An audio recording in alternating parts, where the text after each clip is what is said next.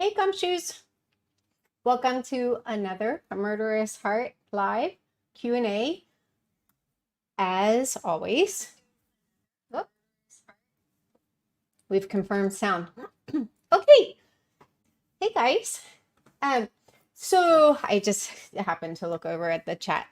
Uh, anyway, we're just going to jump right in. First, I want to start off with a couple of announcements. So I talked with my moderators after the last live. I didn't have a chance to look at the whole chat, but in looking through some of the chat, I was like, I feel like we need to kind of make some adjustments to the chat rules. I hate that word, but for lack of a better word, the playground rules.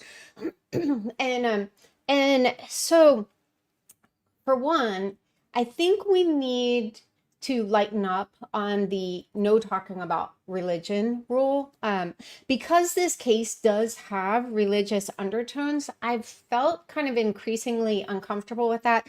And that it was an overcorrection on my part. Like the buck stops here. Uh, the what the kind of foundation or the background on it is I was in a Facebook group. I was in several Facebook groups, but in one there was a post about garments, and not being LDS, I didn't really understand the implications of it or why it was so upsetting to members, but it was really upsetting to some members, and they were begging the admins to just take the post down, and it was kind of the opposite. It just kept getting dialed up more and more. And it was very cringeworthy because I was just like, if this is really upsetting to members, why would we disrespect people like this? It's not germane to the story or the crimes. That said, I do think, although like outright disrespect is, yikes. Just one second. I just spilled my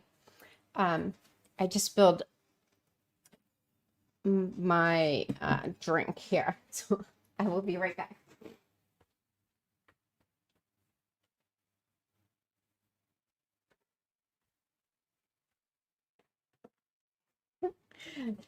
Sorry about that. Okay. I talk too much with my hands to have an open drink. Anyway, so and I forget what I was saying, but anyway, so I feel like we kind of overcorrected. There are religious undertones, obviously, to this crime. So I kind of feel like, especially in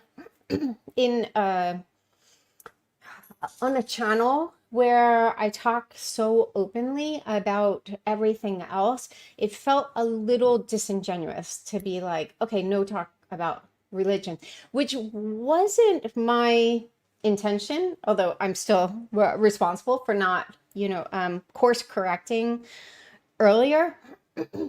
That said, I don't like hysteria on any level. So, like, comments like Mormons are blah, blah, blah, blah, blah, like things like that, I just find that to be hysteria and ignorant, because any judgments about a particular religion should not be based. I feel my drink is like leaking through the desk onto my leg.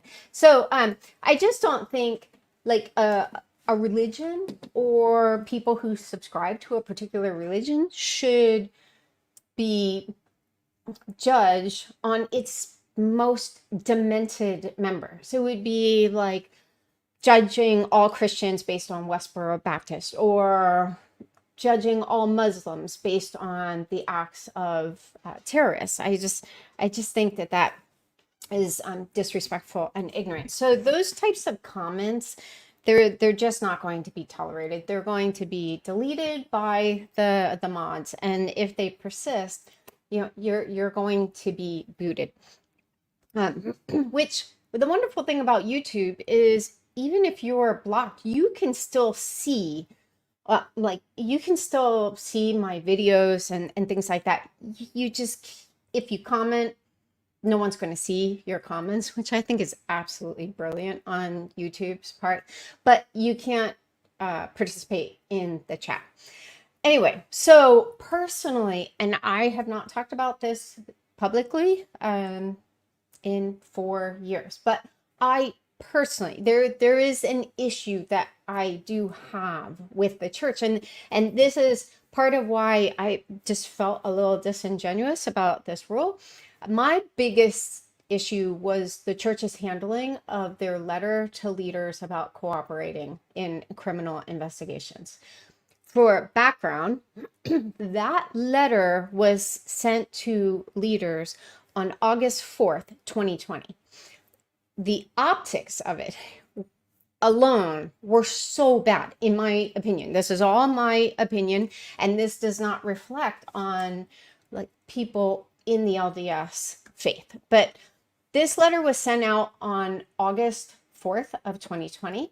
And just a little bit of context, that was day 2 of Chad Daybell's preliminary hearing. It could be coincidental, or there is the chance that the legal team and church leadership watched this and were like, we need to clamp down on this. So I'm going to read the letter. It said, "Dear brothers and sisters, we remind leaders and members of longstanding policy that church leaders should not involve themselves in civil or criminal cases regarding members in their units, quorums, or organizations without first consulting with church legal counsel." And there's a citation to the General Handbook. This same policy applies to leaders corresponding with court personnel on behalf of criminal defendants or others, including through email. I thought that was personally thought that was a very weird addition, but however well-intentioned, church leaders sharing information in legal proceedings can sometimes be misinterpreted and even damaging. Such sharing can be especially harmful to victims and their families. At this point, I read this and I was like, give me a break. This has nothing to do, in my opinion, this had nothing to do with wanting to protect victims and their families. The best way to protect victims and their families is through the legal system. And this letter came across like it's like the church is trying to be a gatekeeper in the legal system. And anyway, so then the next sentence, I felt like this was more sincere. Following the church's policy also keeps the church from being inappropriately implicated in legal matters. And I felt like that's really, personally, I felt like that was more the issue here. If a leader believes he or she should testify or communicate in a legal matter, or if a leader is being required to do so by legal process, that leader must contact the Office of General Counsel at church headquarters, and it shared 2 numbers. So that, I mean, that has always been like a really big sticking point for me, because as a family member and a victim by extension of this tragedy, like this did not come across at all like you're trying to protect these victims. I mean, the 2 kids were just found on Chad Daybell's property, and so anyway, so I have my own issues. Love my friends and the people who have been following this case and supporting the victims, carrying them in their hearts. You know, I absolutely adore the members. But anyway, so you know, I think we just need to course correct a little bit, and we'll just kind of have to, you know, figure this out as we go.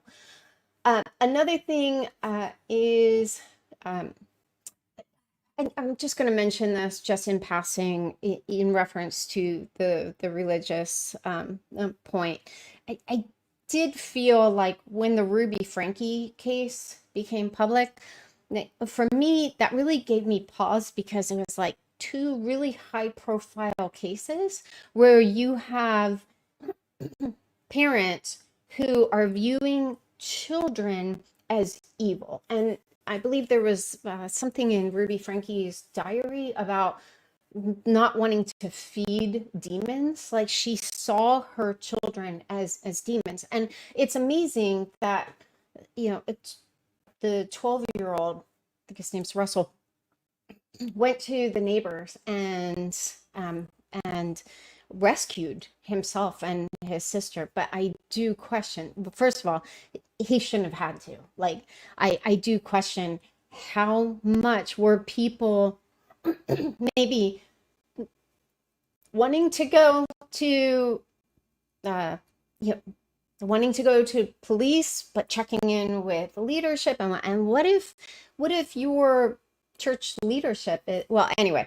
So I just feel like, again, these two cases, they don't represent the views of the LDS faith, but it is concerning that, we have two very high profile cases, and they're high profile because their beliefs that underpin these crimes were just so egregiously off.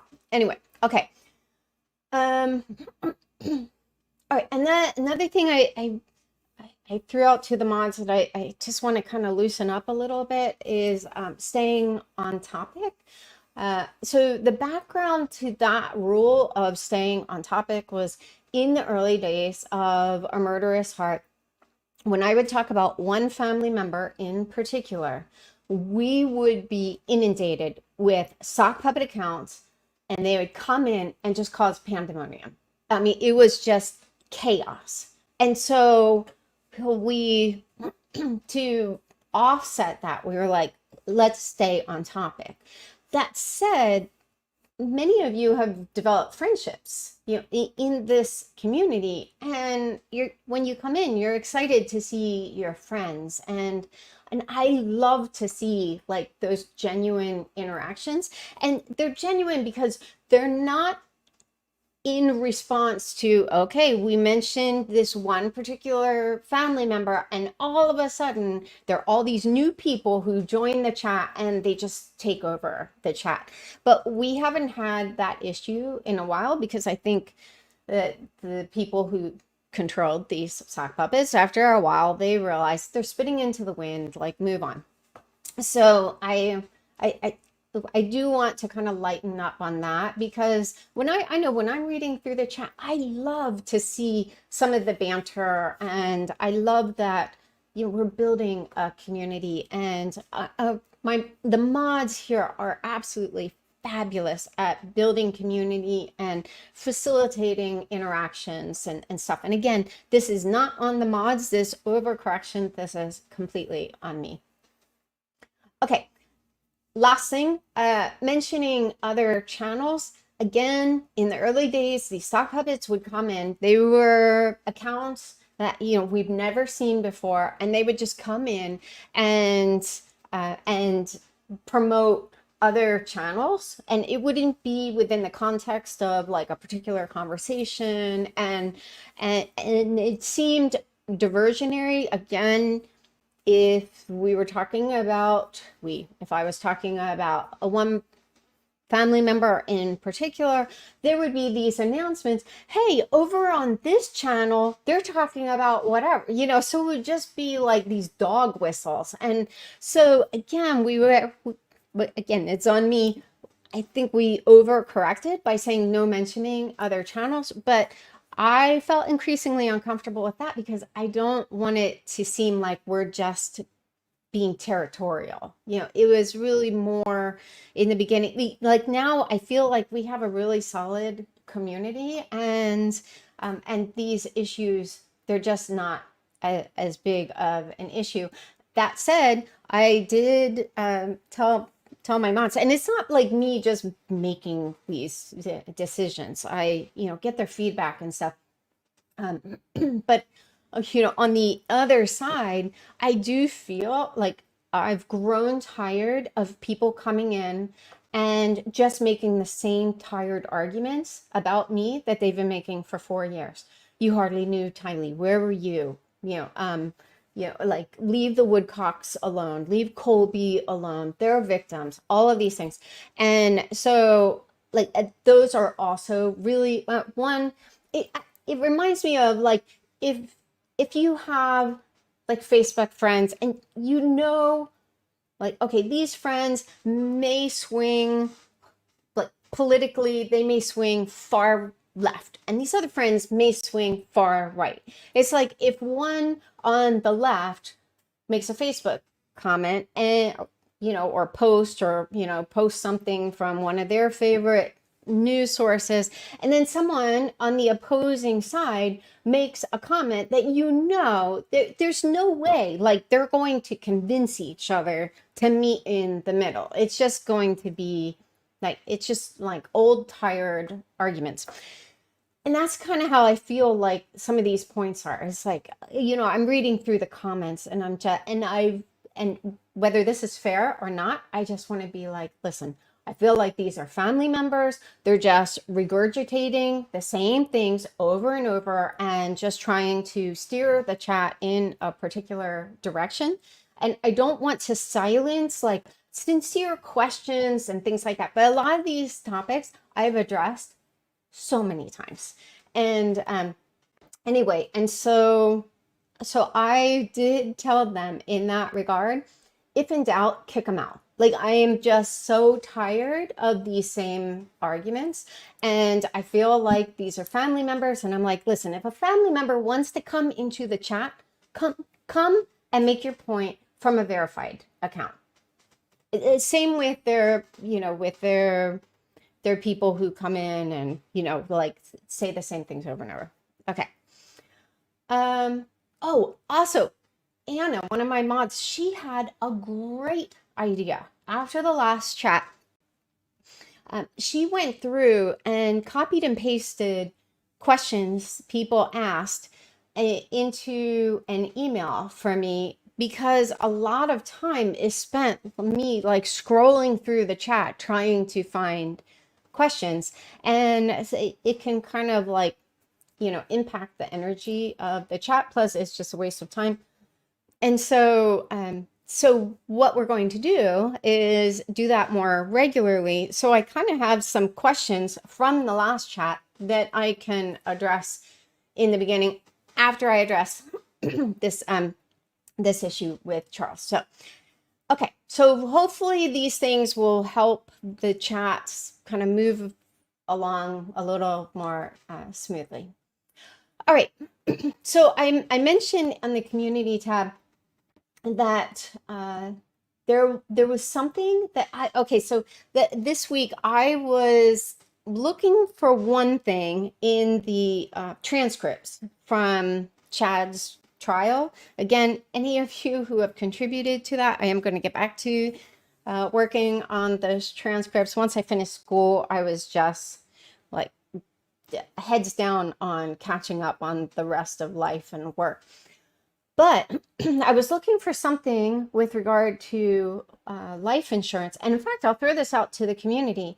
I remember at some point in Chad's trial, someone testified that I think it was sometime in May, Charles had made Lori the beneficiary again. So he had made Kay the beneficiary sometime in February, circa February 20th.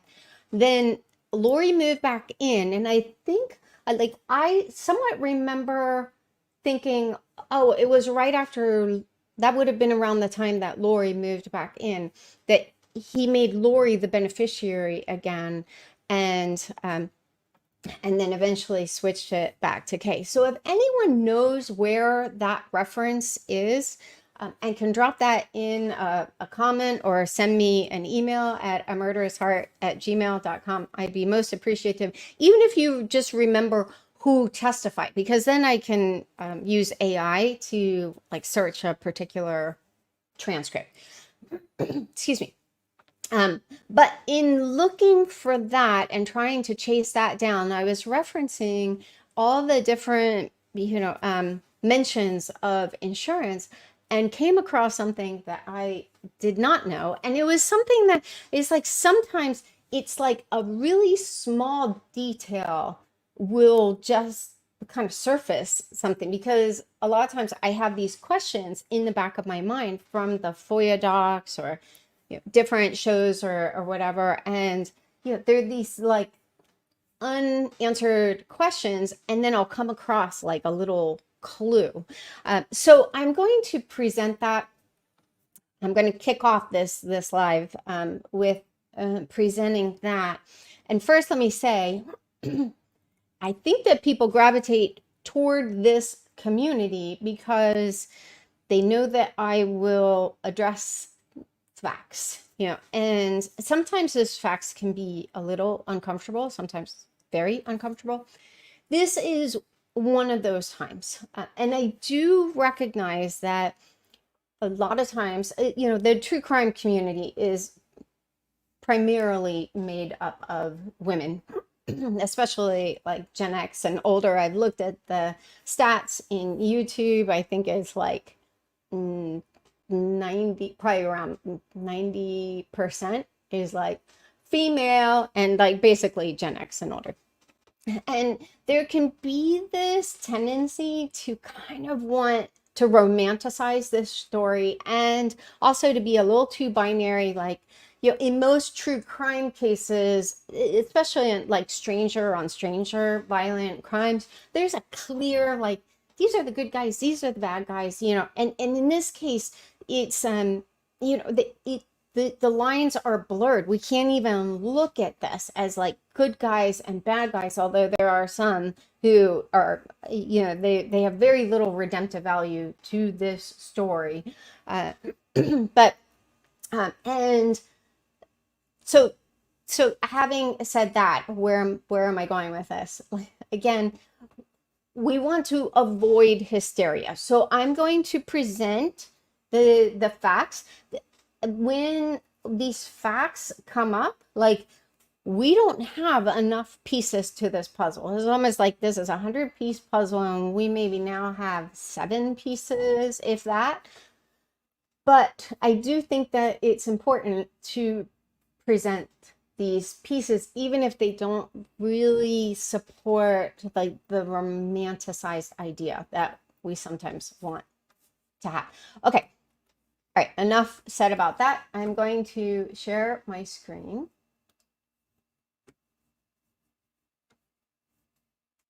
Oh, and I also figured out the technical issue. So hopefully we should not have that issue. I actually corrected it in StreamYard when I set up this live. And then when I open it up, it's just a setting that I've realized before messes things up. But this time I made a note of it. So hopefully for the one video that I plan to play, that's weird, there shouldn't be issues, hopefully. Okay.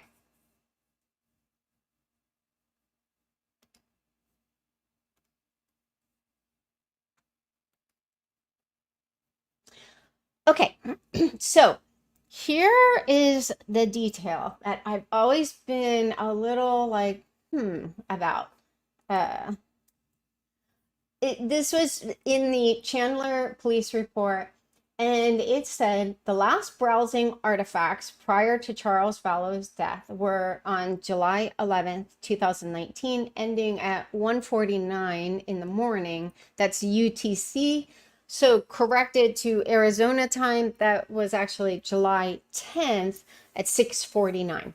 So they have like his last search and then his last browsing. So browsing, that just means he pulled up a website. Like so the last website he pulled up was National Life Group.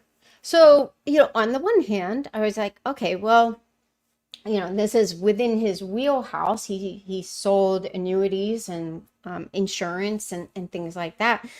But being a business owner, I'm like, okay, I don't really do business on my phone. Like very rarely do I do business on my phone. Also, when I consider like what was going on in his life at this point, he had just gotten into Phoenix, and what was going to look for housing so that when he was staying in Phoenix, he would have an apartment to stay at. And then he planned to, as many of us know, pick up JJ the next morning and take him to school, and then meet with Adam and at some point in the day look at apartments. So, and we also know that that evening he went out on a date with a woman named Nancy Joe. So I imagine he was, probably it's almost 7. They went out for dinner, so he was probably like getting ready for this date. But then he goes to this National Life Group website, and so I threw this out to Janice Summers. She's kind of my sounding board. And, and I never throw out things like this, especially publicly or even in Cool Cats. I'm really not involved in Cool Cats much at all anymore. But I don't throw these, these ideas. Like if I'm just trying to work through something, I'll use Janice as a sounding board. But I wondered at the time, like, why National Life Group? Like, and is there the possibility that that Lori had a policy with National Life? Because we know his policy was with Banner Life. So it was just always a question in the back of my mind. And then there was this mention of National Life in Chad's track. So I'm going to play that. Hopefully you guys can hear it.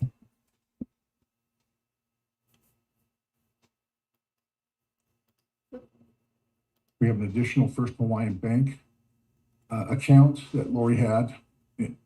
And the last 2 we see here are Chase Southwest Air, the PFS marketing credit card. The PFS is a premier financial service. That was the business account that Charles Vallow had. He was an owner of this financial service. And then we had the National Life Insurance of the Southwest. Lori had a policy that she took out for personal reasons for $2 million. Okay. So this is what I came across in the transcript. And I was like, whoa, National Life. I mean, it's like a game of memory. So then Detective Consitis confirmed, yes, Lori had her $2 million life insurance policy with National Life. Again, these are just facts that coordinate. I'm not making assumptions. I'm not, I'm not drawing conclusions. I'm just presenting these facts. I will present what I wonder was going on. At that same time, so like looking at, I always try to find as much context as possible to try to figure out what was going on. And at that time, like just 10 days earlier, 10 days earlier, Charles was sending Lori messages that were threatening.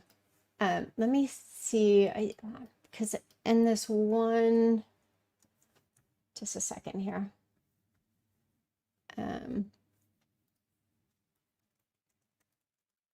Okay, I'll share the link to the screenshot so you can see that these all came from the screenshot. But I like how in the timeline, my timeline, I kind of highlighted some of the more serious statements. So this was 10 days prior. Now, also keep in mind, the day before, again, we want to be as fair as possible, provide as much context as possible. The day before, Charles came across the email that Lori had sent from a fake account made to look like his account. And that's when he found out, wait a minute, Chad stayed at my home and she's inviting Chad as me to come and help him write a book. So you although he knew that she was cheating on him, he had evidence much earlier than this. He would not have been in the most rational frame of mind. So I want to establish that. But this is 5:01 a.m. He said to Lori, be sure to look over your shoulders today. This may be the day. It's coming. That much I promise you. 5:04, and your boyfriend too. 6:22, you will reap the destruction you have sown. I'll be there for JJ. Don't worry about that. Have a wonderful day being a hypocrite in church. 8:42, Lori, let me just zoom in on, oh, well, actually, I put my glasses on. Lori, I know you don't much care how I feel, but just imagine this. How could my actions or breaking your heart result in what you've done? You accuse me of infidelity, but it's you who has been having an affair. It just keeps killing me. Maybe that's your goal. How can you live with yourself destroying our life, Mel and Brandon's, probably Mel and Brendan too. So he's talking about Melanie Gibb and her husband at that time, Brendan. Now add Chad Daybell family, and you've got a home run. That's the baseball player in him. The fact that you continue to go to the temple after all you've done shocks even me. There really is something wrong with you. I really don't want to do what I have to do, but you have to be exposed for what you really are.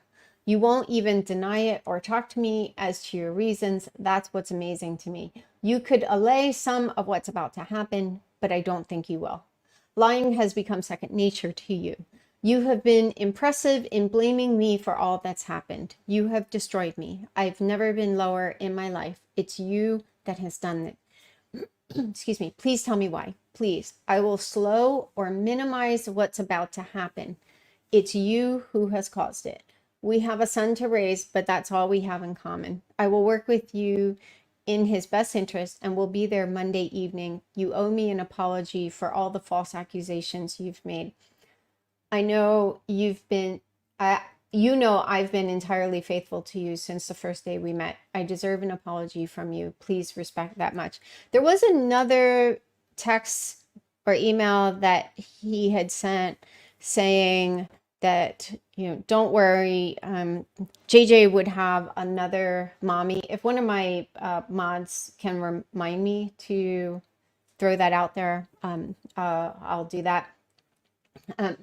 So he definitely made it sound like he was planning on replacing her. Now, there are lots of explanations for this. This one here, be sure to look over your shoulders today. This may be the day. It's coming. That much I promise you, and your boyfriend too. That doesn't sound like, okay, I'm going to have your temple recommend suspended or something like that. That actually sounds like a threat. Okay. And Summer said in her interview that they did, this was just weeks before the kids' remains were found, that Lori had shown her some of these threatening text messages. I know for a fact that she did not conspire to kill Charles in any way, shape, or form.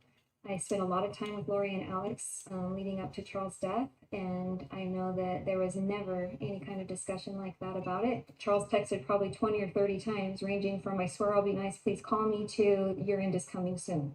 So I saw a lot of threatening texts from him. If Alex hadn't been there, I think Lori and Tylee would have been on the news for a very different reason. So, I'm not going to focus too much on that interview.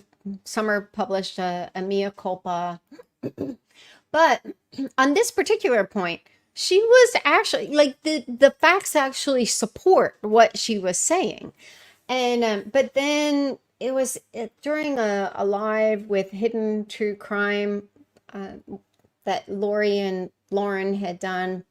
I forget when this was, but Summer appeared in the chat and was interacting with their community and with Kay.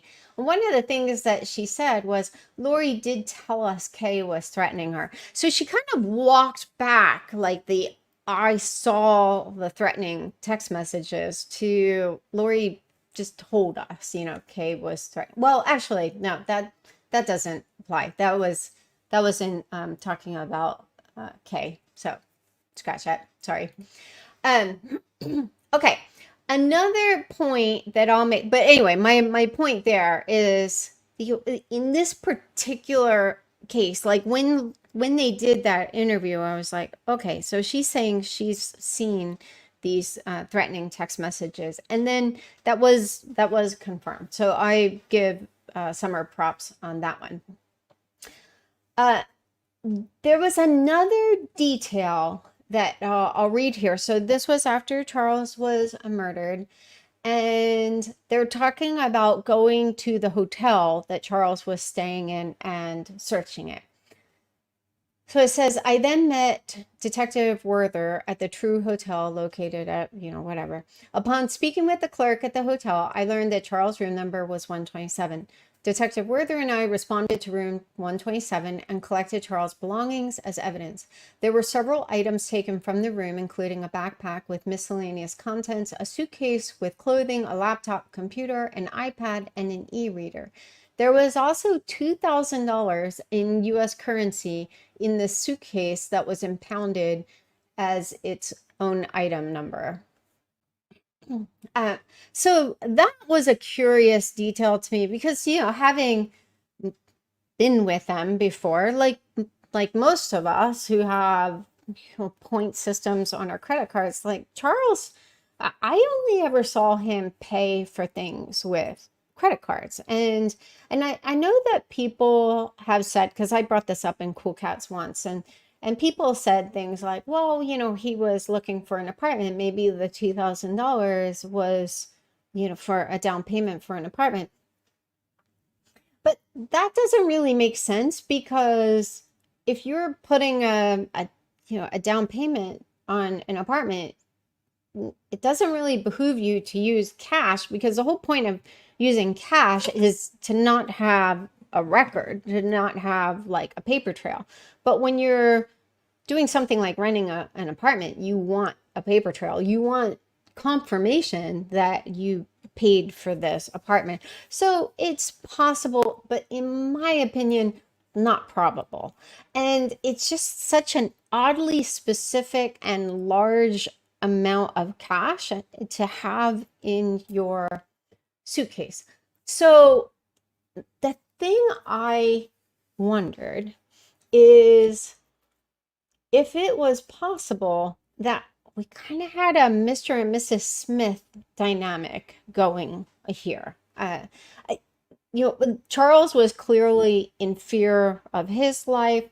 It could be argued that Lori felt in fear of hers with some of the comments that Charles had made. So it's, and then like that would also, $2,000, like if, let's suspend reality for a moment and say, as a possibility, he pulled out $2,000 cash to hire someone to put a hit on Lori. If he did that, $2,000 cash isn't a lot of money, but it could potentially be important to him to see if he is still the beneficiary, because we know that Lori eventually signed over her life insurance policy to Colby, but that wasn't until August 12th. And I'm not going to play that. It's in my timeline. So if you just search for August 12th, because I'm going to kind of move things along, Yeah, Lori names her son, Colby Ryan, as the beneficiary of her $2 million life insurance policy. So as far as I know, and I didn't follow Chad or Lori's trials very closely, I had way too much going on. But I don't think there's ever been a mention of, okay, so between the time that Lori moved back to Phoenix, which I think was around June 20th, something like that, to August 12th, who was the beneficiary, and there is the possibility that Charles may have been a bit cash strapped, didn't have a lot to put down, but knew that there was this $2 million life insurance policy. It's just a possibility. Anyway, so there are also other explanations for it. I can't think of one, but like I said, we have so few pieces to this puzzle. So to go away from this live and say Annie thinks that Charles was trying to hire a hitman for Lori, that would be inaccurate. What I'm saying is this is a very unusual overlap. Just the fact that Charles was browsing this particular life insurance policy website. And there was also a mention, it might have been in that first screenshot, there was a mention somewhere about how he had also looked at this website. I think maybe it was in a different screenshot. I'll share that if someone reminds me. But there was a mention of him browsing this site around the May timeline. So in May 2019, which was when Lori moved back in with him. So it's just a curiosity. So there's a possibility that we know that Charles had access to Lori's email and even like her Google Drive and stuff because she had used his iMac to access these websites and left cookies. So all he had to do was pull up the website. She's not very technically savvy. And so he was able to access some of these websites. And it may have been the same for her life insurance policy. We just don't know. Okay. All right. Having said that, let me go back. And now I'm going to address some of the questions from the last live. And then I see that Anna has already been dropping in some questions from this live. Okay, let me see. Where are they?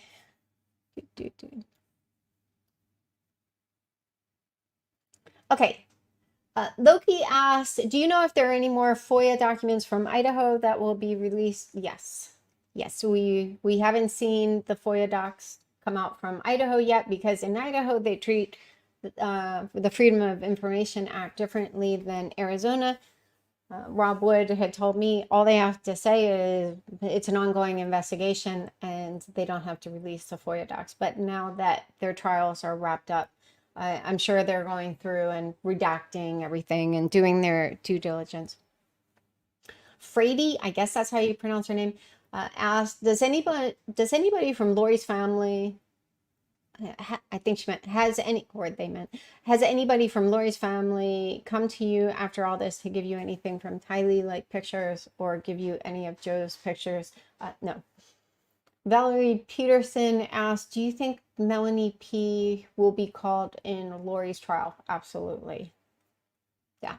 Because she was her main contact, like leading up to Charles' murder. One of her main contacts. Anna Cahill asked, do you think anyone else will be charged in the case? I couldn't remember if I addressed this last time. No. So I know that there was a mention by one of the prosecutors that I guess I didn't watch all of the interviews. Again, it was like heads down on school. But apparently one of the prosecutors, maybe Lindsay, said that there could be additional charges brought to other, I guess, the co-conspirators. I just don't think that's going to happen. I'd love to be pleasantly surprised, but when I was out in Idaho my first time, that was 2022, two members of law enforcement, I asked them if there was any chance that more charges would be brought, and they said that there were no plans to bring more charges against others. And I think decisions were made that, you know, like these people are sketch and they're weird and all of that, but we need them to win this case. So yeah, again, I'd love to be pleasantly surprised. I do sometimes think that, you know, I think that sometimes like prosecutors or, you know, just people being interviewed afterwards may say things that people want to hear. Again, I'd love to be proved wrong. Melissa McMillan asked, I wondered, because they moved around so much, did they have belongings or did they just buy all new furniture every time they moved from Hawaii, Texas, and Arizona? I was trying to remember where I heard this, if this was from Lori or if this was like a detail shared at some point, you know, since 2020 on. But I think like for the really big house that I stayed in Queen Creek, I think they rented the furniture. So they did move quite a bit. And I think they may have rented the furniture. If not, I think they just kind of dumped furniture, and as they downsized when they moved to Gilbert around the corner from Gabe Bonilla. This was in January 2019, and it was just days later, like by the end of the month, Lori Chad had told Lori that Charles had become Ned Snyder and all of that stuff. So I'm sure if they owned that furniture, I'm sure they probably sold or gave away a bunch of it when they downsized. And then in the last home Lori stayed in, I don't, you know, it's like the kids were on mattresses on the floor, because I think she knew we're not staying here. Do you believe Zulema's story about the plastic and being drugged by Alex the night they got married in Vegas? Absolutely not. Absolutely not. She would have, I mean, he was staying in her home. She would have been like, get out of here.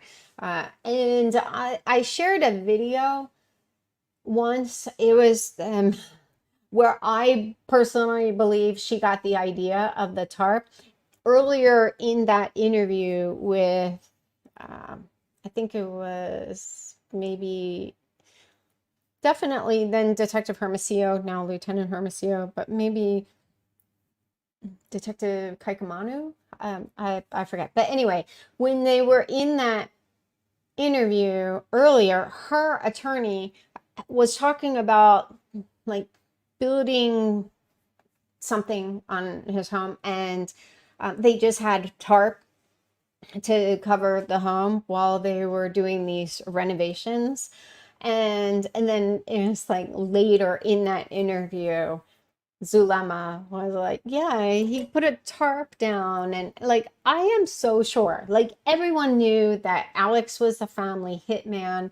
Zulema was all in on these family members being murdered by her like prophecy that she shared with Lori, that, you know, she thought something might happen to some of her family members, and then her assurance to Lori that she would personally escort JJ to heaven. Like, who cared about Tylee? She wasn't even going to heaven, so she makes no recognition of Tylee. It's just like, just, you know, like, I will personally escort JJ to heaven. So, you know, this was in the spring of 2019.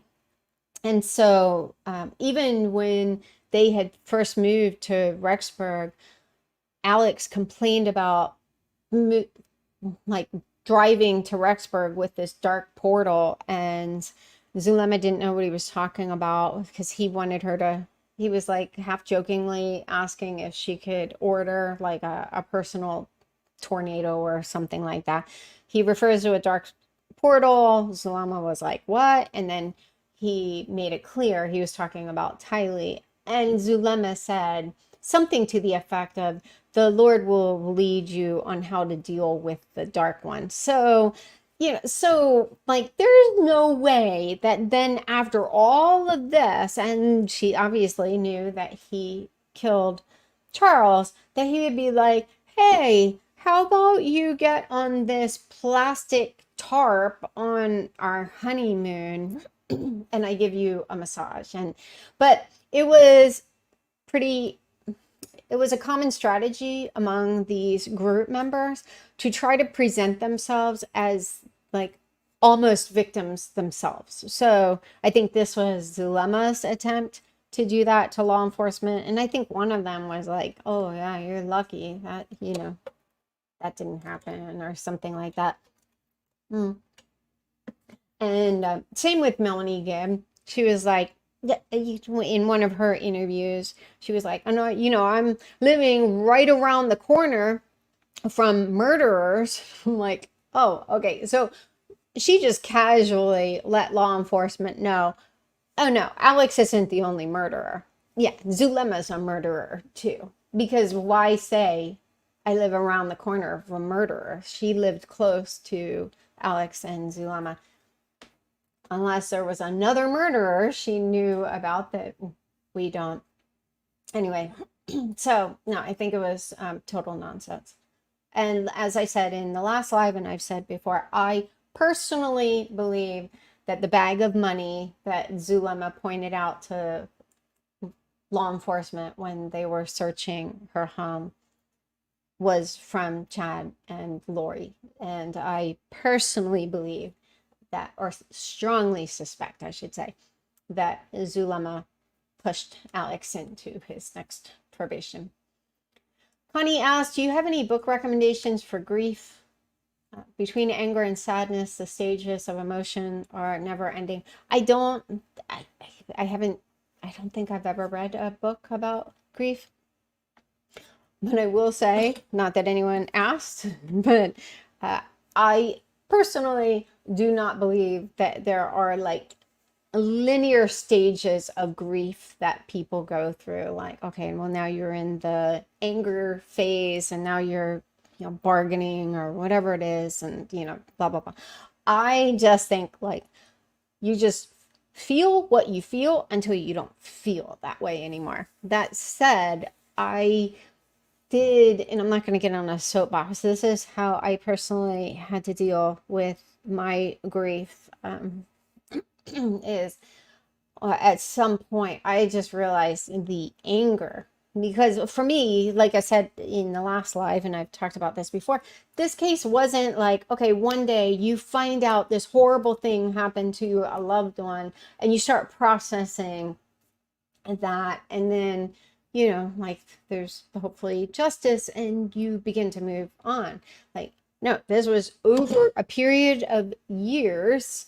There were more and more details coming out, and and more details came out in these trials, and more details will most likely come out in Charles' trial, and then Brandon's trial. And then it'll be rinse and repeat. We'll start dealing with the appeals, and these different witnesses who have made statements that are questionable. Like their testimony is going to have to hold up to interviews that they've done, statements they've made publicly on social media, even privately on social media. As well as their testimony in these different trials. So, okay. But the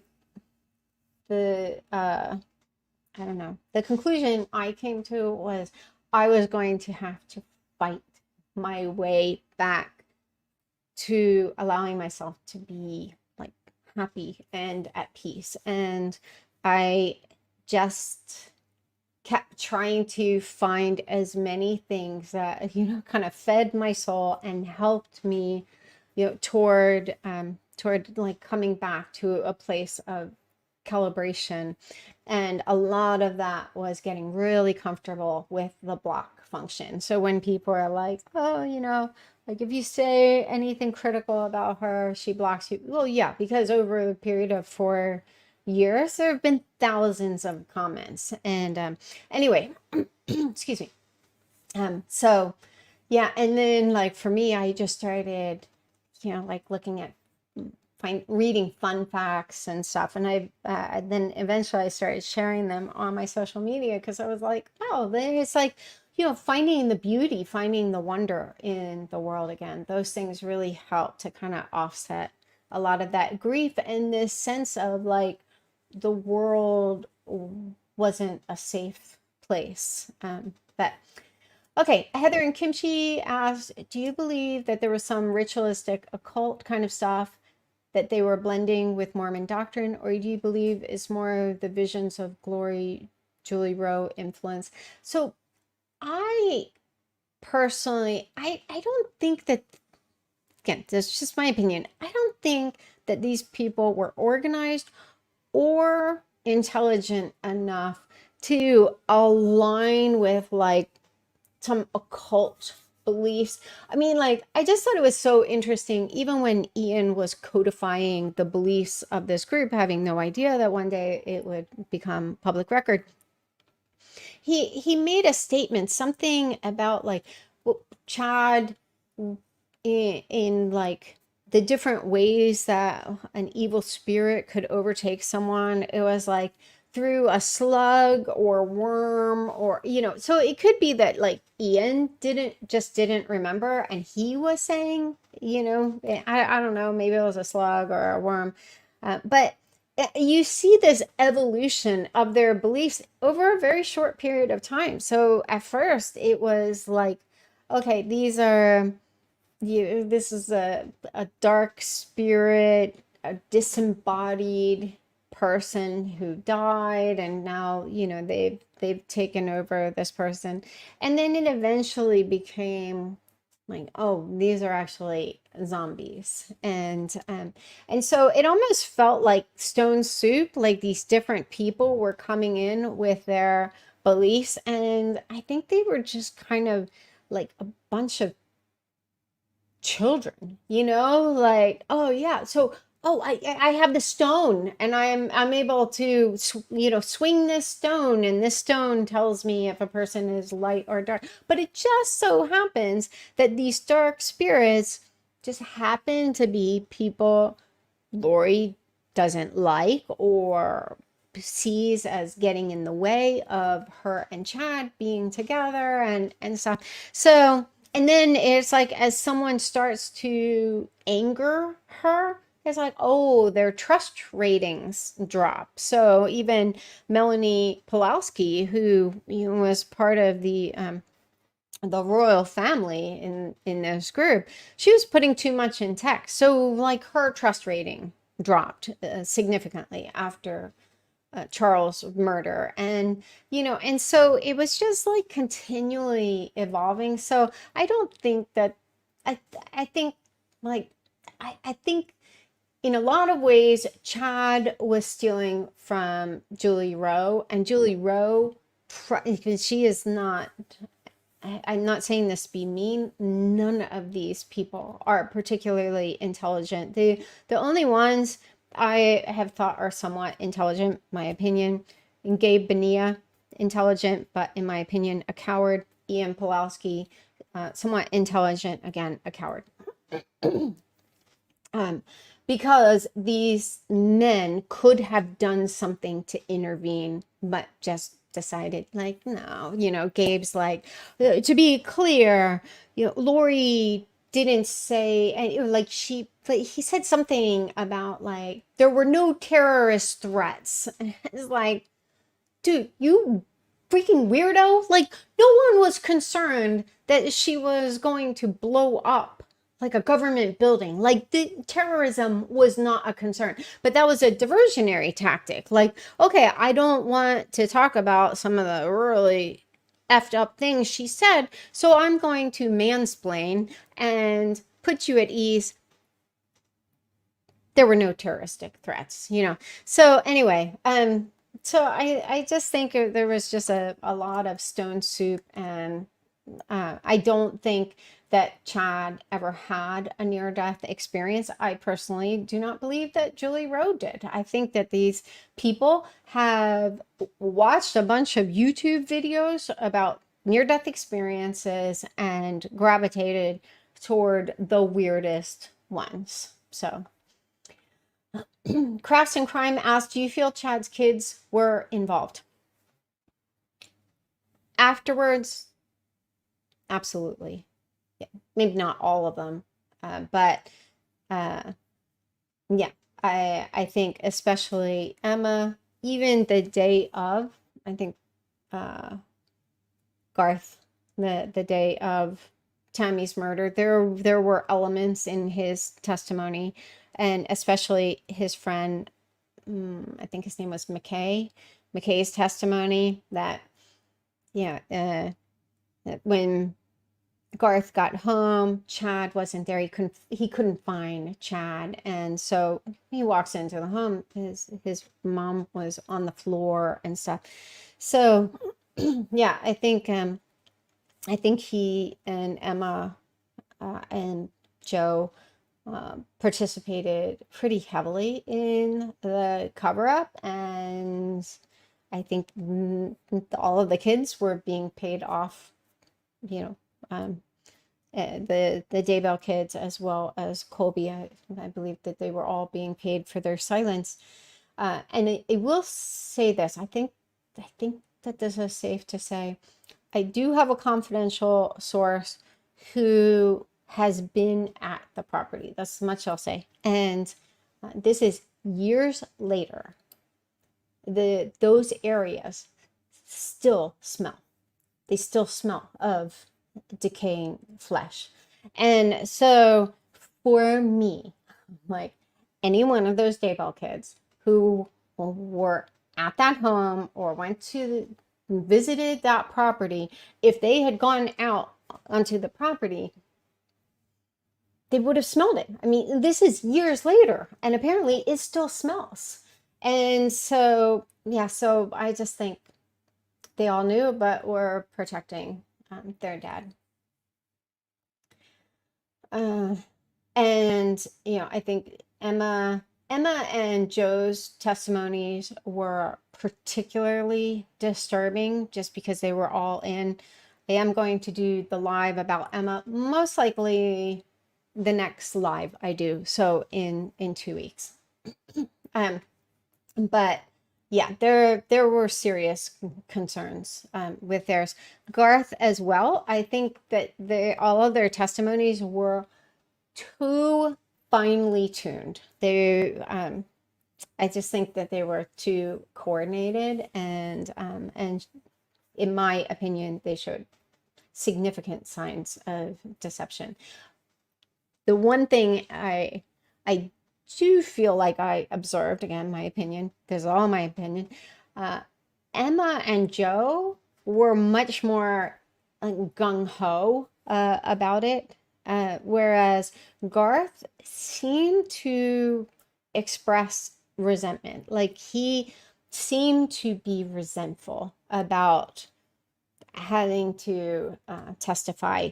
And I thought it was interesting that he contradicted the story that we've been hearing all this time, that you know, Chad buried raccoons in the pet cemetery, that Garth said no, it was behind the silver shed. So, and the silver shed was nowhere near the pet cemetery, and you could tell, like, you know, John Pryor was like, are you sure you're talking about, you know, like, are you sure it wasn't the pet cemetery? And Garth was like, you know, very sing-song about it, but he was like, nope, And I personally feel like that was double guns to his dad. I was like, oh, look at that. He does have a conscience, but not as strong as I would have preferred. But I think that was just like the line that he was like, no, this is too unrealistic to expect people to believe. Okay, HRH, please ask, do you think the poison that was used in some of the murders might have been some kind of aquatic toxin, maybe from Hawaii? I personally think they used malachite. I think they were obsessed with malachite and it was a trophy. The fact that the rings that they ordered from Etsy, the guy who made them had to cancel the order because he was too busy with school. And then they order like this costume jewelry, but it just was, it said malachite. To me, that is so strong. And then Melanie Pulowski, according to Ian, said that that she believed malachite had, or Ian said that the group believed that malachite was a healing balm, and then I believe it was Melanie Gibb said, "Oh yeah, Melanie Pulowski, then Boudreaux, really believed in malachite." So yeah, I mean, this group just had way too much of a fixation on malachite. And Dr. Oh gosh, Amy Salerno. She and the private investigator Rich Robertson, they are my two favorite people. If they're interviewed, I'm listening to the interview. Any other podcast, I'm like, it doesn't really interest me much.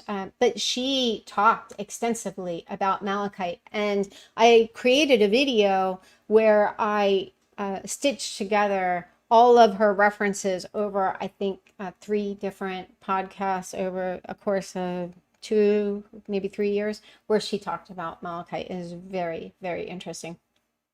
And then Mama Grace asked, the prosecution has mentioned someone else will be indicted. In my opinion, it's got to be Melanie Pulowski. Who else if not her? Yeah. Again, I don't think they're going to indict anyone else. Would love to be pleasantly surprised, but okay. Now let me check. Anna has been very graciously copying and pasting your questions from this chat into our mod chat. So I'll read through these. Someone asked, what if any new things have you learned from watching Chad's trial? What if any are some lingering questions that you still have? Oh, I have so many lingering questions. I'd really have to give that some thought. Also, I didn't really follow Chad's trial very closely. There was the 7 gatherers. That was interesting to me. It was just so weird because like John Pryor kept asking about it, and these different members who lie with ease were like, what? Never heard of it. I have no idea what you're talking about. And I think we were all starting to wonder, like, where's he going with this? And then Zulma, whose immunity agreement is is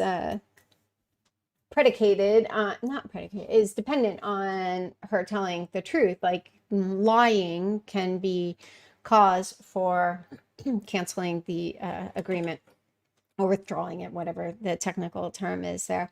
Then she was like, oh yeah, we had a group called seven gatherers. What I thought was interesting in that is it was an indicator that they were becoming more tech savvy, because what they were doing is they had this Gmail account, 7 gatherers at Gmail, where they would go in and start to type an email. Well, then everyone who had access to that Gmail account was able to see the email without there being like a record of what they were sending each other. So also it was an indicator that these women were way more involved than they all want us to believe. Um, there were a few other details. Some of them are kind of sensitive. I haven't decided if I'm going to cover them yet. Yeah, I'll have to give that some thought. And I'll try to remember to circle back on that on the next live. Someone asked, what do you think was in Summer Shiflet's letter that couldn't have been read aloud for her victim impact statement? Okay, so my opinion, there are two possibilities. One, she could have pleaded for mercy. I actually don't think that's what happened. I suspect that what she did was she pleaded with Judge Boyce that he hold Lori's feet to the flames. Personally, I think Judge Boyce, it's no secret that I have such high respect for him and was very confident, even though there was no one who was dedicated to advocating for Tylee. I was very confident that he would decide a sentence that was fair. I mean, I never anticipated, I think it was, what, 3 life sentences? Um, and I love that he even brought up the point of like, I mean, pragmatically, like, how do you assign 3 life sentences? But so I'm like, yeah, that's good. But like, if one gets overturned, is like, okay, well, keep chipping away there, because there are still 2 others. So I personally suspect that Summer did advocate for justice. But I also suspect that Summer and the rest of the Cox family is very concerned about angering Lori too much. I don't know how much truth there is, but I have heard a rumor, and I imagine the Cox family has probably also heard this rumor that Lori was considering, or the rumor is that Lori might do an interview after she exhausts her appeals. Who knows if that's true? That would be in keeping with her profile, in my opinion. But I think that the family, I think that there's enough complicity there that I think Summer was worried about making a public statement and potentially, triggering Lori's wrath. So, and I've talked about this before. There's this one of my biggest ongoing questions is, was Summer ever in Rexburg between the months of September and November? I personally suspect that she was the mystery woman in the Ring camera footage, and she had every opportunity. Nate Eaton gave her the opportunity. Is there anything you would like to clear up? Any misconceptions that are out there that you'd like to clear up? And she was like, no, I think people will just, they'll just believe whatever they want to believe. So that's not an admission of guilt, but it also doesn't bode well for her, in my opinion. I'd love to be pleasantly surprised, and I hope one day we will find out who was in that Ring camera footage. In my opinion, it looked like Summer, and it sounded like Lori. Like, it sounded like Lori in stereo, and they both have very similar baby girl voices. So, yeah, that's what I suspect happened. But when it came to Chad's trial, where a jury would be deciding his sentence, it was very, very important to me that someone was there to advocate for justice for Tylee. Okay.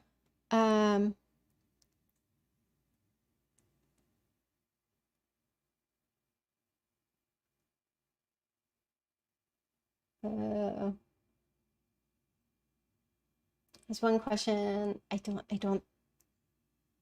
don't think I could answer it, so I'm gonna skip.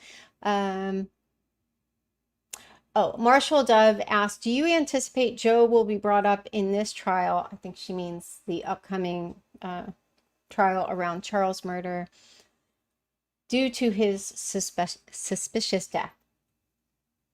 If her attorneys are given that latitude, I absolutely think that they will try to bring it up because, just like John Pryor is like, he is dancing all around it because they want to suggest to an attorney, to the jury. Well, wait, no, I have that backwards. I think the state so in Chad's case, it was the defense because John Pryor wanted to suggest, like, listen, Lori was a psycho murderer long before she met Chad, which I actually suspect is true. But in Charles' trial, I suspect it'll be the opposite. Like, I suspect the state will try to introduce as much as the judge will allow them, and the defense will be like, okay, that's his death has never even been investigated, which it hasn't.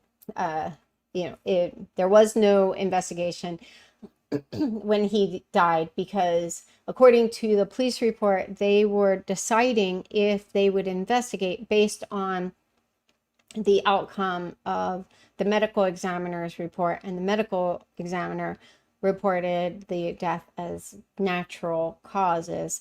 And I've shared this in other lives that when I was on the Nancy Grace podcast, there was a medical examiner who was also on that same show, and we were all talking like over the phone before the podcast started, and he was asking questions. He said something like, well, your brother's death was ruled natural. And I said, well, yeah, but they didn't open his body. It was based on his medical history and an external examination. And the medical examiner expressed shock. He was like, wait, did you say they didn't open his body? There was no internal examination or, whatever they call it. And I said, no, there was only an external exam and then looking at his medical records. And he said, and I have no way of verifying this, but he said, well, then the medical examiner should not have ruled it natural. At most, he should have ruled it undetermined. So that part was interesting. But the police report said, well, if the medical examiner rules it natural, then we're not going to investigate. And so they didn't investigate. And then they were very careful when there was a fake announcement. So this was a reporter who I believe that this was a falsified announcement. Somehow I was in contact with the detective who had inherited Joe's case, Detective Johnny something, Myers, something like that.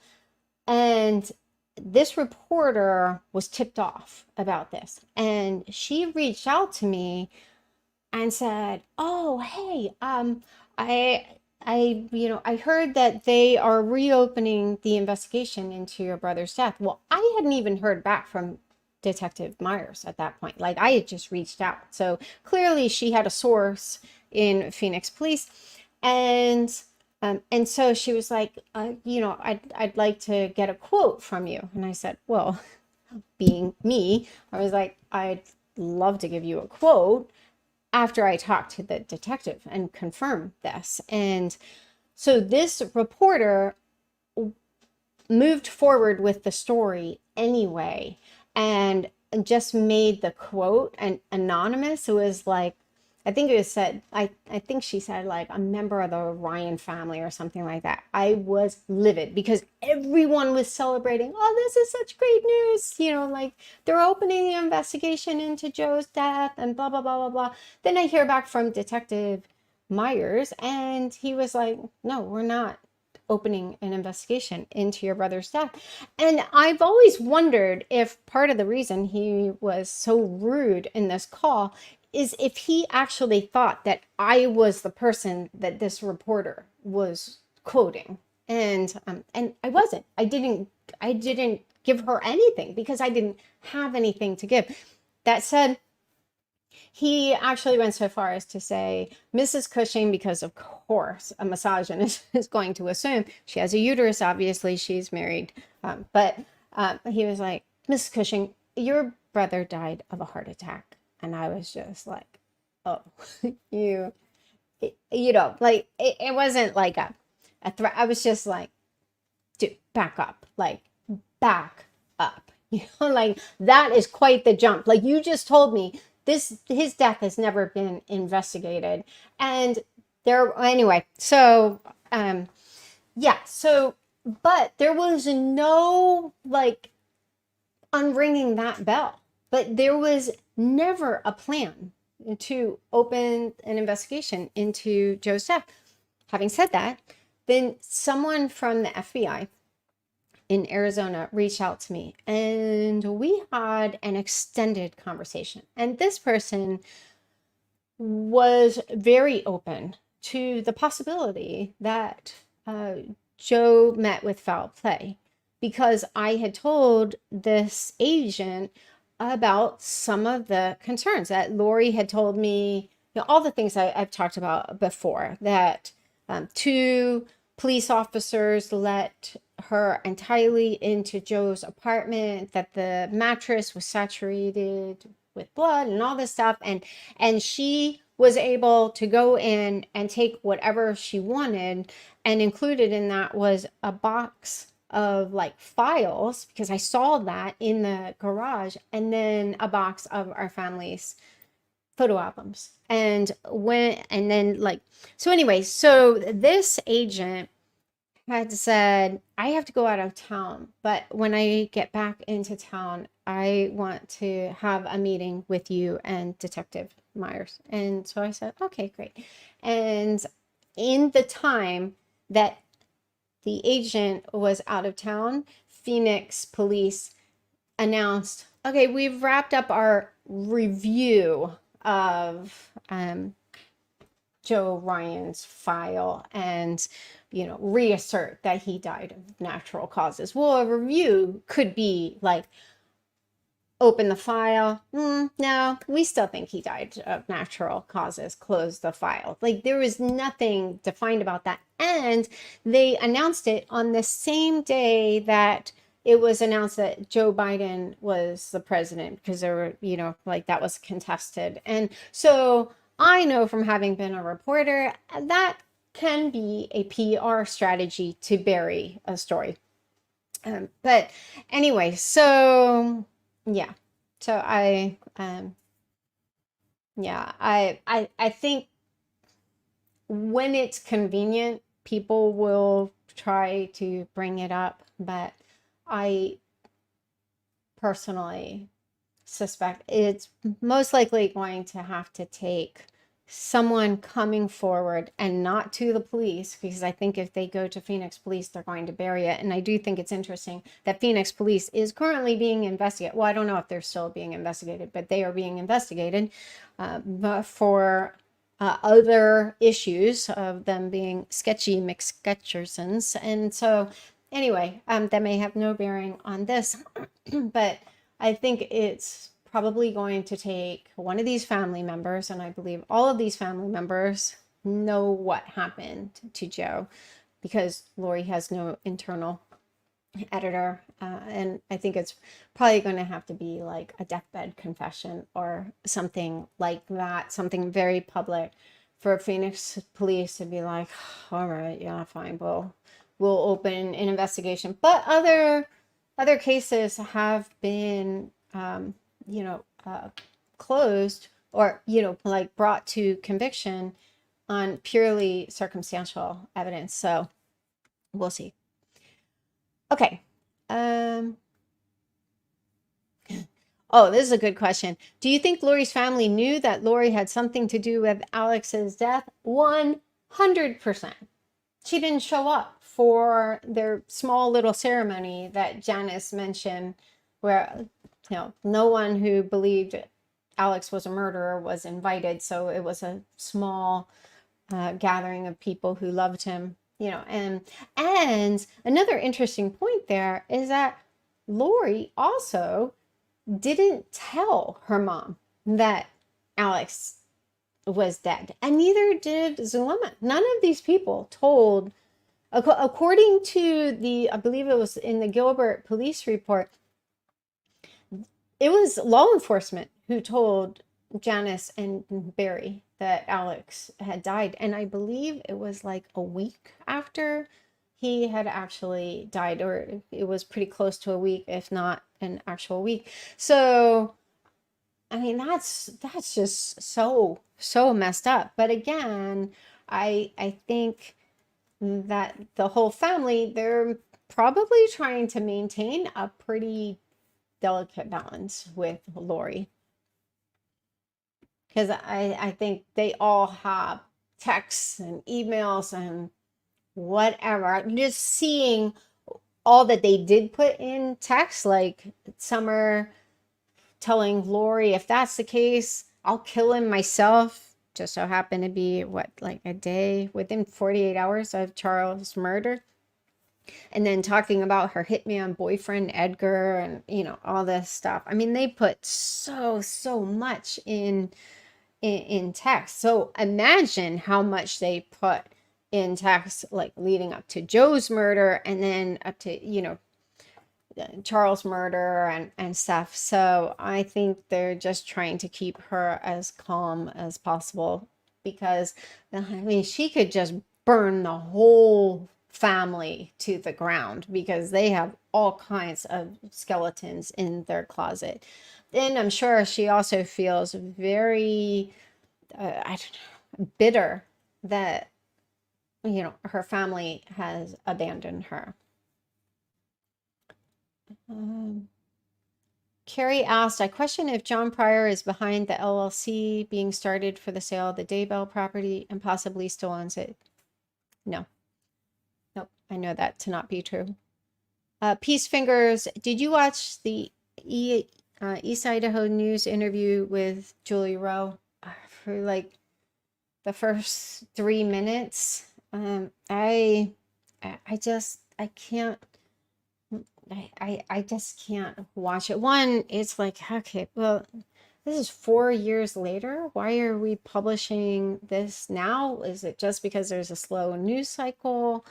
And I don't know, but at this point, it feels a little exploitive. Like, she clearly has very serious mental health issues. And so, I'm not trying to wax eloquent or try to, I don't know, gain some higher moral ground. It's too cringy.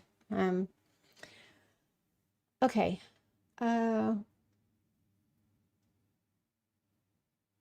Let's see.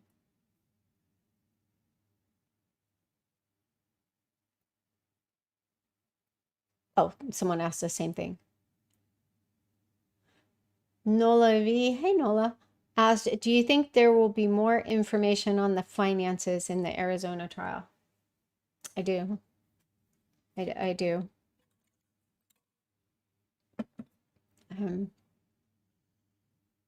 And Marshall Dove asked, do you think Lori's family was secretly proud that Lori was chosen to be a goddess and lead the 144,000 since they valued the Mormon faith so much? I don't. I think that they helped create this monster. It's almost like the Frankenstein story. It's like they helped create this monster, and then I thought, well, let me back up. Let me. So there was one point where Adam had said to Charles something that I thought was very, very telling and just on point for the Cox family PR machine. He said something about, let me see if I can find it. He said he was concerned about like what this could do to the family. Like the like Charles murder. Let me see if I can find it.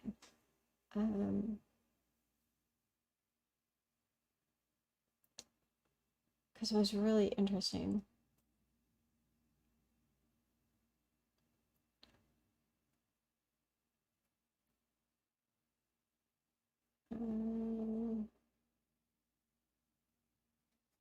All right, pull up my glasses. I'll just try. Let's see.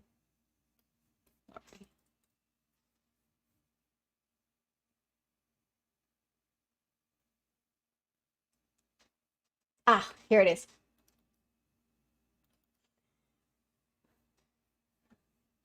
All right. And if someone reminds me, I will roll up a tab. I have a tool where I can take all of the screenshots and URLs that I've shared and share that as a link.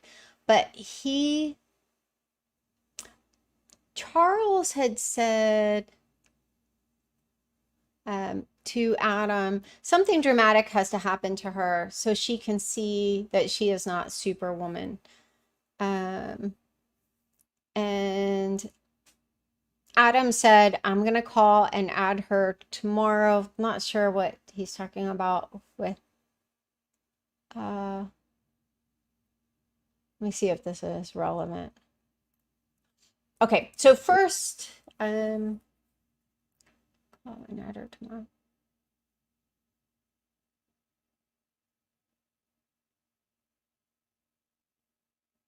Okay, so Adam said if there was a whole bunch of like exchanges, but he said this, and this is leading up to Charles' murder. So this is like just in reference to all of her talk about being a god and you know, chosen to help lead the 144,000, and you know, and so they were, at least Charles was working toward excommunication, Adam ostensibly, but Adam said, this will expose our whole family more than anything else she's ever done. And it's freaking stupid. And stupid was in all caps.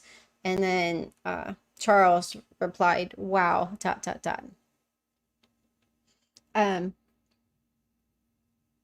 Yeah. So I just thought that that was so interesting that you hear Charles is fearing for his life, and Adam's like, this is gonna expose her whole family more than anything else she's ever done. So I was like, okay, well, what else has she done to expose the family? But so I think I don't think that the family was proud. I think that they were embarrassed. And I just think, I strongly suspect that they had so many skeletons in the closet that it's like, well, how do we reel her in when she knows that we've participated or encouraged potentially the murder of other people, you know? And it's like, well, how do we now say, okay, I think this murder might be going too far. In fact, you see them all in on it, you know, like Summer and Janice, they're giving Lori intel, and Summer is playing cards with Adam and Zach, and there are just all these like weird interactions. But yeah, so I think the whole family was like, okay, how do we rein her in without angering her because they all knew how petty she was, and potentially having her unearth whatever other skeletons they had hiding in their family closet. So yeah, I think they were just kind of, I don't know, at an impasse. I mean, I don't make excuses for them, because it's like, well, yeah, your family obviously has a lot of skeletons in your collective closet, but you show up for kids. Okay, so that was the last question that I think. I'll just refresh the page here. Let me see what time it is. Okay. I'll just scan here, see if there are any others, and if there aren't, we'll call it a night.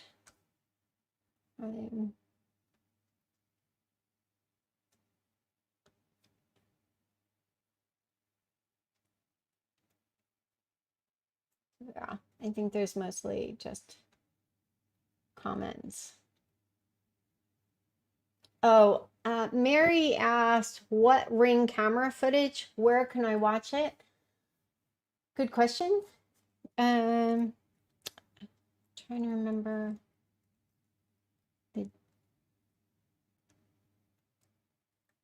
Let me see if I can find that.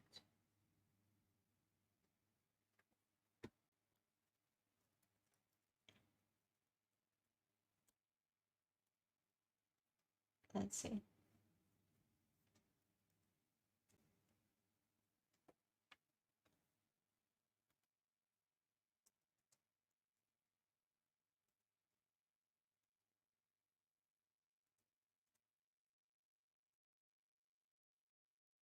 I know it was from October.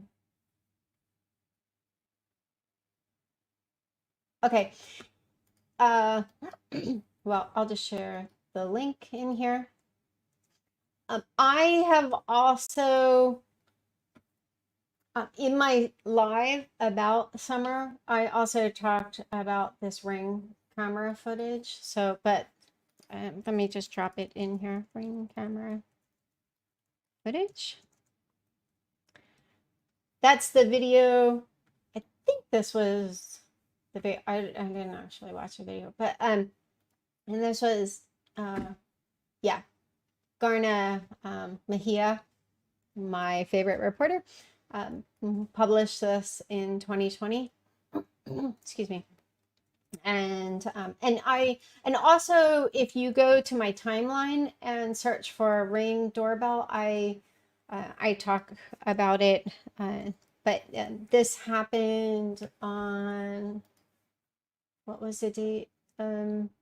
October 29th. So if you even just search for October 29th, 19, so 10/29/19, you'll see some notes in there. And I make the case for why I suspect that this person was summer shiftlet. And if she was in Rexburg, in late October, this is the same time. I think, yeah, Melanie Boudreau was also in Rexburg at that time. She had signed off on her apartment, and then she and Alex flew to Phoenix, where they packed up a U-Haul and drove to Rexburg. So I wondered if Summer was there. And if she was there, it calls into question so many things, like her claim that she believed that the kids were safe and that Lori was taking care of them, and that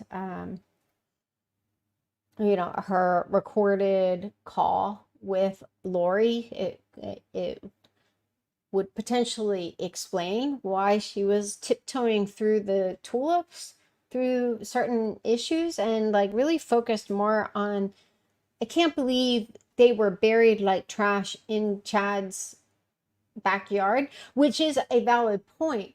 But the much bigger point is, I can't believe you murdered your children. And she did touch on that, but that just didn't seem to be the main point. And so, but if she had been there in late October, the kids were long gone.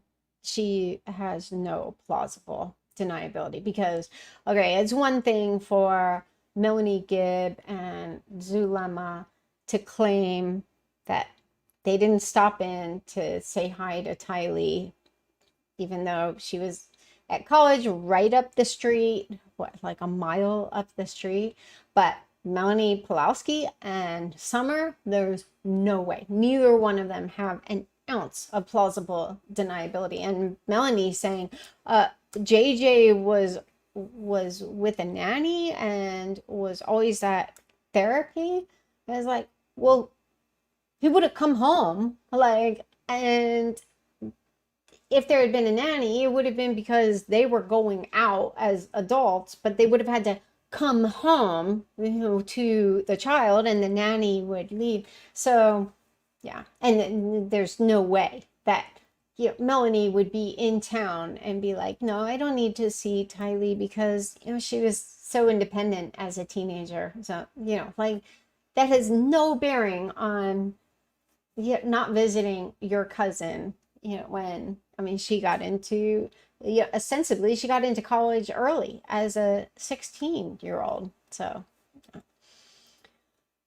and then there's the whole issue of the memorial video that Summer created for Alex's little memorial service, which I believe was just at Zulema's house. And she didn't include Tylee and JJ in that video. And I've seen that video. I have a copy of that video, and I have sent it out to people if they send me an email at amurderousheart@gmail. Ethically, I don't feel comfortable publishing it publicly because it wasn't published publicly. Someone leaked it to a Facebook group, and so I personally think that's unethical to do. But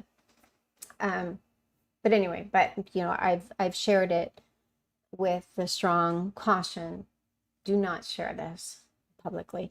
But in this video, like all the other cousins, nieces, nephews, they were all included. Like Colby was included, Zach Cox is in there, of course, Summer's kids and stuff, and Tylee and JJ were gone. So if not were gone, they weren't included in the video. So yeah, that if she really believed that they were safe and Lori just had them tucked away somewhere, well, why not include them in the video? Was it because someone might find that detail upsetting? Yeah, who knows? Anyway. All right. I'll see if there are any recent questions. Oh.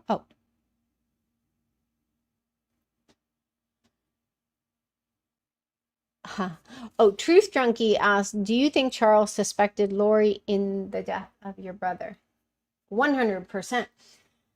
And in the body cam footage, and I have it shared. Let me see if I can find it really quickly.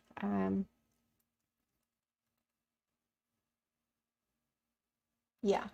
So as I was going through the body cam video, and What did she say to? I had listened to it multiple times, but this one time I was looking for something else and was like, wait a minute, what did he say? And I had to rewind it. And so I will quickly just share my screen.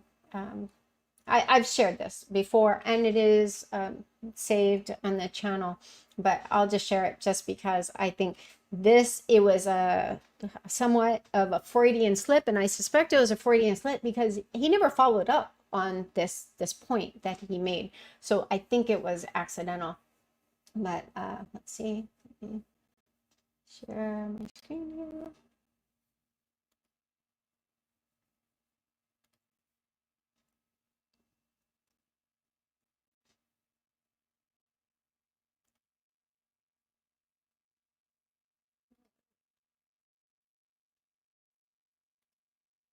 Okay.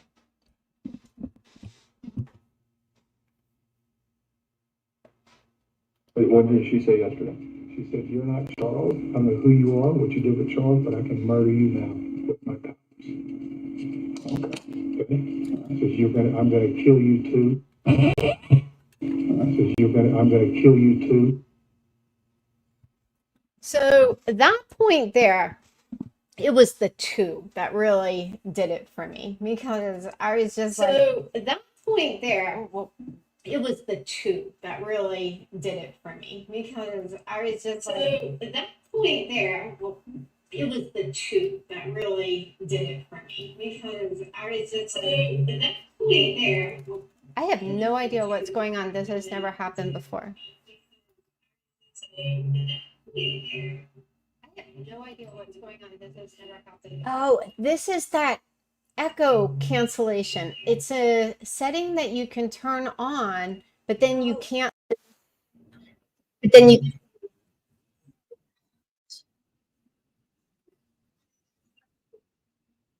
All right.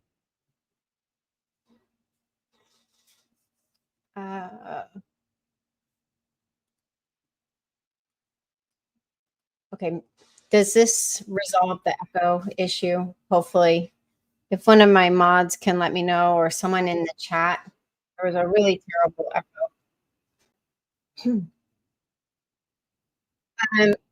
I saw Mel said, okay, just a second.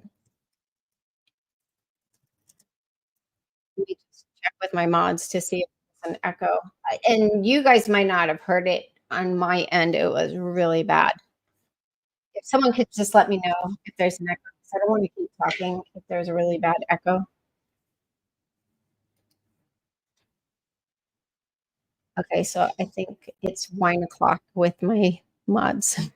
I'm going to assume, okay, it stopped. All right. So that's the echo cancellation setting. At least I can turn it off.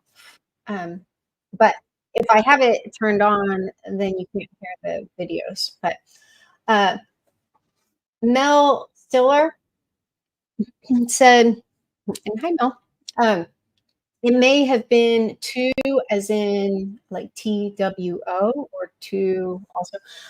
I think it was TOO, because you wouldn't say you two unless you're talking to the two people. Like if you're talking to two kids or something, like listening to, like, so that, but, the question here was, well, wait a minute, ostensibly, he was the first person she had threatened to kill. And so for her to tell Charles, I'll kill you too, and for Charles to pass that on and then not offer offer any additional detail around that, like, well, and the police officer didn't catch it, um, but I'm like, well, who's the other person who she killed? So yeah, I do strongly suspect that Charles knew that Lori killed Joe. How much he knew, I don't know, but I shared in another live that time that Kay, when we talked on the phone, and she was like, I know they killed your brother. And then repeated, I know they killed your brother. Like, she said it like that. I was just like, and then she was like, but I can't focus on that. I need to find my baby, et cetera, et cetera. But that just always left me with this lingering question. Like, is this hyperbolic, or does she actually know that it's Lori and company killed Joe? And I suspect, I mean, if they did know and they were as reckless in text messages, I'm not talking about Kay being reckless, but like the people who knew, as they were about Charles' murder and the plans, murders of the kids, the ratings of Melanie's kids, and all of these details. The plan that the insinuation that that Chad planned to murder Connie and stuff. I mean, they were incredibly careless. So, yeah, I suspect there's probably some pretty damning information in text messages. The question is, will two public defenders be able to find it? Probably not. If not, like if they're doing all of this, anyway, and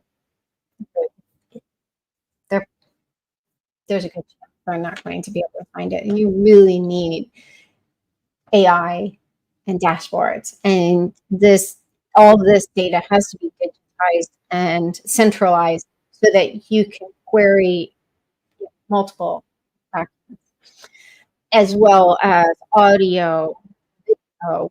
So like these interviews that they do on like Dateline, 20 and 48 hours and things like that. So yeah. Oh, and Jeff Chu made a point. She called him Joe Ryan, and that is a very good point. He said that this was just his murder. This was on July 8th. So he was murdered on the 11th. So wait.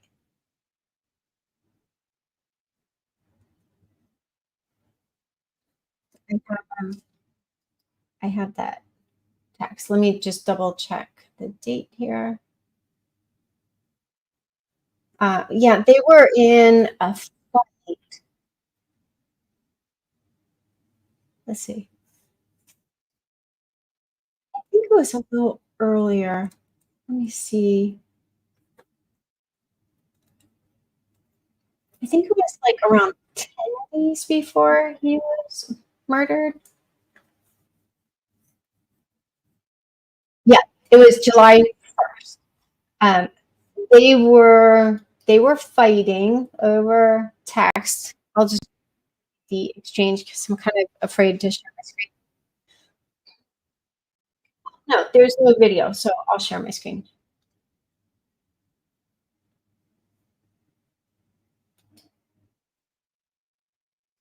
To stage, there we go. Oh, where did I put it? Yeah. July 1st, Charles wrote, no, is he on the lease? They were talking about Jason Mal. I'll have the police there if he tries. It's my house. And Charles wrote, and you go stay with your boyfriend at his hotel since he's making so much money writing a book for me.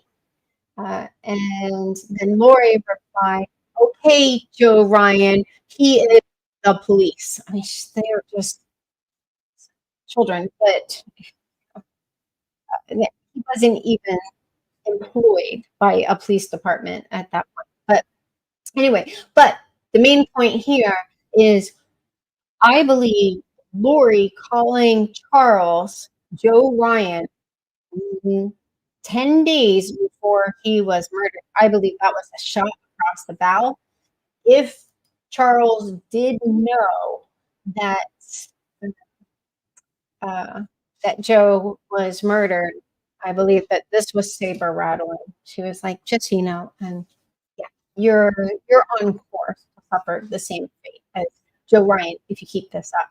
So they were both kind of saber rattling, not kind of, they were both saber rattling, like, look, you know, be looking over your shoulders and this, you know, so they were going back and forth, which I want to be careful because they were also going through a very contentious, it wasn't even a divorce because he had withdrawn the divorce papers. That's a whole different issue. Excuse me. And some like to say, because of this tendency to try to romanticize his story, Charles was love always wins, and he was still in love with Lori. Well, that doesn't really explain why the same day he withdrew the divorce petition, I think it's called. Uh, he took JJ out of school and moved to Houston. So that doesn't suggest to me it's just love always wins and he wanted to work things out, because how are they going to work things out if that suggests to me that she had him by the gonads. Like there was something that spooked him and made him withdraw the, uh, the petition, while at the same time scared the bejesus out of him enough to take his son out of his special needs school and relocate that day to Houston. So, um, yeah, I just don't. I think there was something there, and I really tried to be as gracious and empathetic as possible, because he was if he was afraid for his life, he had every right to be. Excuse me. But yeah, but I think, like, if he had if he wouldn't have had any culpability in that, not that I'm saying he played role in Joe's murder if Joe was murdered, so we have a lot of predicates here. But I think if he just suspected it, didn't have any information, or didn't have anything out there where his hands were dirty, because that's Lori's strategy. She makes sure that everyone's hands are dirty to ensure their silent cooperation. Even her own son, who I actually believe she loves more than any person on this earth. I mean, now Chad probably contends for that, but up until she became infatuated with Chad, her love for Colby was really compelling.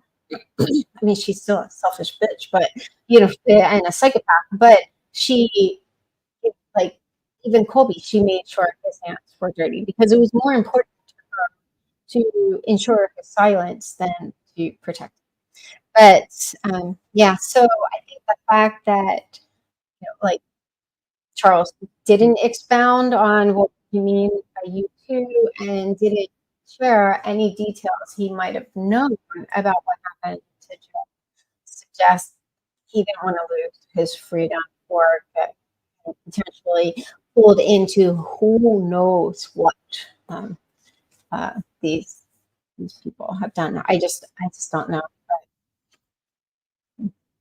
But I think a lot of these family members, you see this hesitation, you see dishonesty, you see even the family members who have survived are victims, but they're also lying through their teeth, at times even under oath, and really bad, really obvious lies that even contradict their previous statements and stuff.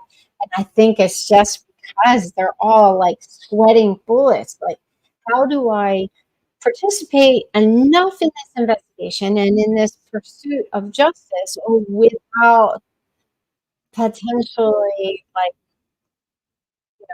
taking, I don't know, going down with this ship? Because now, once FOIA docs were introduced and we all kind of saw just how much could be included in these FOIA docs, and I think anyone who has skeletons has to be sweating bullets about what could potentially come out in future FOIA docs.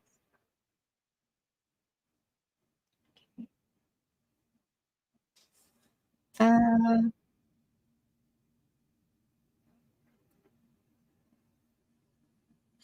okay.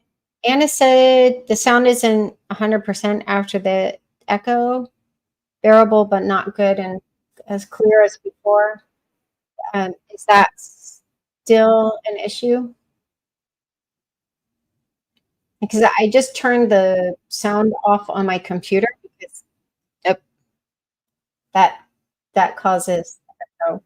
I mean, this is an issue with StreamYard. Obviously, it's an issue because I'm going back and forth between videos. StreamYard really needs to have the ability to split the sound. Like, if I'm playing a video use the computer sound, and if I'm talking into a mic, use the mic sound, but the technology isn't there yet that I know of, and I've researched it quite a bit. But if the sound's really bad, then we'll just maybe wrap things up. If someone could give me feedback somewhere. Oh, still a bit rough. Okay. Okay. All right. Then let's just wrap it up. The next live, like I said, will most likely, I'm like 95% sure, it will be about Emma. So on that note, have a great night. And thank you, moderators, for all you do. You're absolutely wonderful. You guys are the reason this community is as amazing as it is. Good night.